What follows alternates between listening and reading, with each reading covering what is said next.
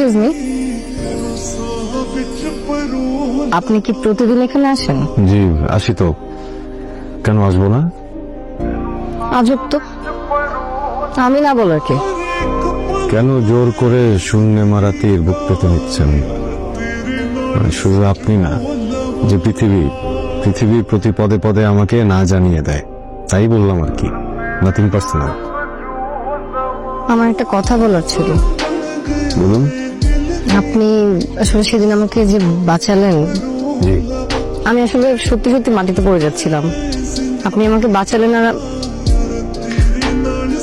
ওখানে না অনেক মানুষ ছিল, ওরা অনেক হাসাহাসি করতেছিল, আমার মেজাজ খারাপ হয়ে যায়। আর কিছু না বুঝে আমি রাগটা আপনার উপর ঝেড়ে ফেলি। ব্যাপারটা একদমই ঠিক করিনি, আই এম রিয়েলি সরি। সমস্যা নেই, আমি কিছুই মনে করিনি। আসলে গালে যখন চোটটা পড়লো তখন একবার ভেবেছিলাম যে কষ্ট ভেঙে পড়ি, আবার ভাবলাম আমাকে ওই মুহূর্তে চোটটা দিতে পেরে আপনি আনন্দিত হয়েছেন। একটা মানুষকে আনন্দ দিতে পেরেছি, কষ্ট ভেঙে পড়তে কিছু নেই, তাই ভাঙিনি আর কি। ঠিক আছে। দেখেন, আপনি আমাকে আবার লজ্জা দিচ্ছেন, প্লিজ আর লজ্জা দিবেন না।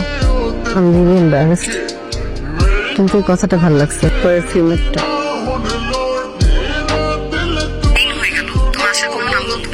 আমার জন্য অনেক বড় সারপ্রাইজ না? আসছি, যত দ্রুত সম্ভব আমি আসছি। আচ্ছা, ওখানে তোমার কোনো রকম সমস্যা হচ্ছে না তো? টাকা লাগবে? আমি পাঠিয়ে দিব তোমার অ্যাকাউন্টে। খবরদার এক টাকাও পাঠাবো না, তোমার টাকা আমি চলতে চাই না। আমি কি গরিব ঘরের সন্তান নাকি যে টাকা ছাড়া আসবো? তুমি কবে আসবে সেটা বলো। যতটা সুন পসিবল। বল, আমি তোমার কাছে চলে আসবো। শোনা, আসিফ, আমি বাসায় যেতে চাই, তোমাকে বিয়ে করে তোমার হাত ধরে বাসায় ফিরতে চাই। আমার এখানে আর ভালো লাগছে না। অফিসটা এখানে। পুরোপুরি বুঝে উঠতে পারিনি। এই এক কথা আর কতদিন? কবে গুছাতে পারবা? কবে আসবা তুমি বলো আমাকে। যত দ্রুত সম্ভব আমি তোমার কাছে চলে আসবো। এখানে সবকিছু গুছিয়ে ডিরেক্ট তোমার কাছে চলে আসবো।